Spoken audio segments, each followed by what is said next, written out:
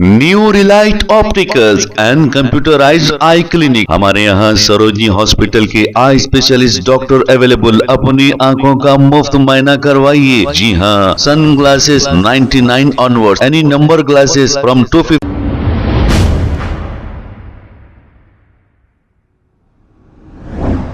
अस्सलाम वालेकुम नाजरीन, 7H न्यूज सच को रखे आपके आगे।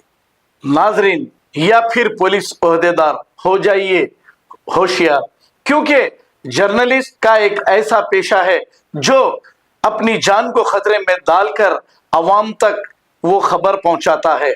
और पुलिस और मीडिया वालों का चोली दामन का साथ होता है। मीडिया वालों पर या जर्नलिस्ट पर फॉल्स केस बुक करेंगे या फिर उन्हें हिरासा करेंगे तो इसी तरह नतीजे आएंगे। SHO श्रीधर जो खम्मम डिस्ट्रिक्ट से ताल्लुक रखते हैं, इन्हें फौरी सस्पेंड कर दिया गया है ऐसी ही गलती करने की वजह से।